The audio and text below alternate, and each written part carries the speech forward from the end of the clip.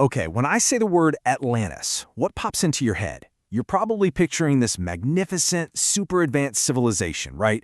A lost paradise that just poof, vanished under the waves in a single day. But what if I told you that the story everyone thinks they know isn't the real story at all? Yeah, the popular image is this huge empire, a continent-sized power right in the middle of the Atlantic. It's the ultimate legend of a lost world, a mystery that has captivated pretty much everyone for centuries. Honestly, it's a story that sounds almost too good to be true.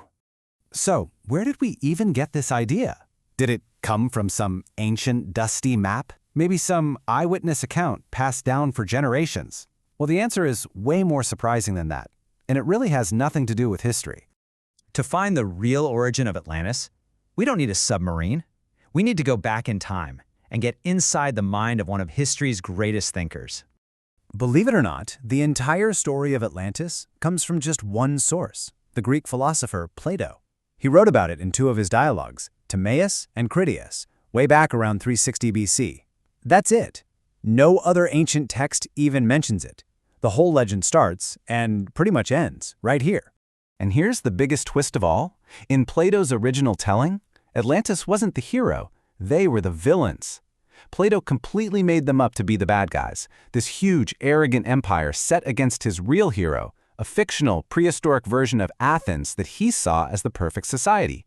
The whole thing was just a philosophical thought experiment. So what that means is that Atlantis was an allegory. It was a cautionary tale, a story with a hidden meaning about the dangers of getting too powerful, too greedy, and losing your way. Plato was using a made-up story to make a very real point about politics and power. He wasn't writing a history book. But you can totally see why people got carried away. I mean, listen to that. Plato was a brilliant writer. His descriptions were so vivid and so detailed that even though he meant it as fiction, it just sounded real. He basically created the world's first piece of political sci-fi. For over 2,000 years, most scholars got it. They understood Atlantis was a fable.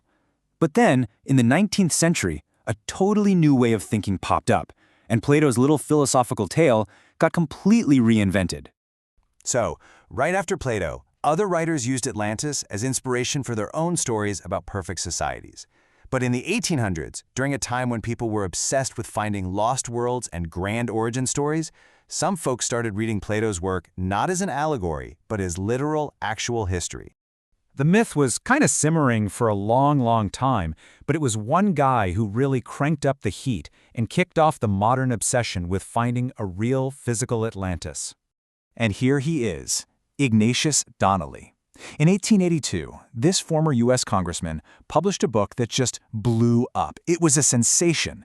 He claimed Plato's story was 100% true, and his version of Atlantis was this massive, globe-spanning empire, the mother of all civilization. Donnelly's theory was basically a mashup of pseudoscience, mythology, and a whole lot of imagination. He argued Atlantis was the actual Garden of Eden, that its survivors went on to found ancient Egypt, the Mayan civilization, you name it, and that it was all destroyed in the Great Flood from the Bible. His book pretty much created the myth as we know it today. After Donnelly, the floodgates were wide open. The story of Atlantis was just ripped from its philosophical roots and got picked up by all sorts of fringe movements, and each one added their own, even stranger twist. And man, the journey from here gets truly bizarre. First, spiritualists like Helena Blavatsky came along and reimagined Atlanteans as a superpowered root race with psychic abilities. Then, Nazi occultists twisted that idea even further, trying to link Atlantis to a mythical Aryan master race. And then you had psychics like Edgar Cayce, who claimed he could literally channel the spirits of ancient Atlanteans. So the whole story got turned completely on its head. Plato's arrogant villains, his warning against pride and power, were transformed into these superior psychic cultural heroes. It's a total 180-degree flip from the original story.